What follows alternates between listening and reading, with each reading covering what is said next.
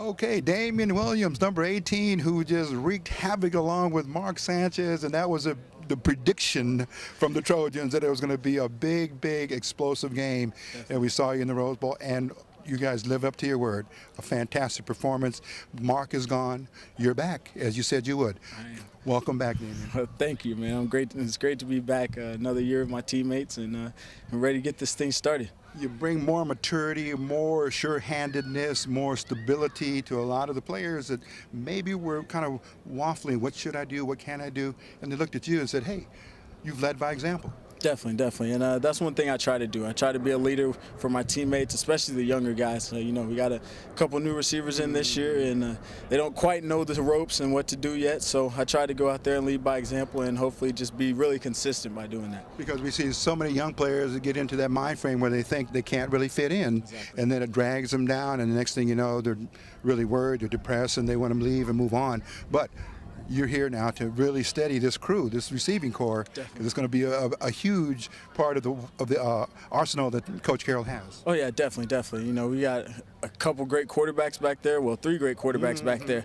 And so whoever is back there, we know that they can get the job, and they have to rely on us to take care of our end. So I think that we have a great receiving corps. We got Dave Osbury, Rojo. Of course, he showed great talent last year. Then we got Bryce Butler coming on strong this year, Jordan Cameron, Trayvon, Brandon Carswell, and then we got a new kid, Devon Flournoy, and he's excellent. He's excellent. Now, you are going to be figuring very highly in the plans here. You've seen the Mark Sanchez's, how they can connect to you. Now, this is a younger group, apart from Mitch Mustang, who's been here already for a couple of years, but the younger guys, Corp and Barkley. Hey, they're doing a great job. Aaron's our starter right now. He's assumed that leadership position, and I think that's the biggest emphasis that he had to improve on. It was just being a leader, being a general, and just making sure that we all know that we can count on him. And, he steps in the huddle, and he's ready to go. He's fired up, and so that kind of helps us along the way. You got Matt Barkley, who's a freshman, but, he doesn't even feel like a freshman anymore. Yeah, he was here during the spring, and he did a great job during the drills and through spring ball. And, it carried over in the summer workouts, and now we're here. And I think, as you saw today, he did a great job on day one. So absolutely, day one was very good in many respects. And you come back tomorrow for day 2. But, Damian, talk about very briefly your off season, how you prepared. Did you go back home and get with family? Actually, I was out here for the most part. I went home for a couple days. Actually, for my birthday, I went home for a couple days and spent it with my family.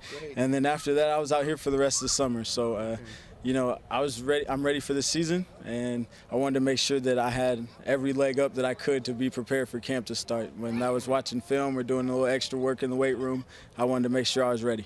Okay.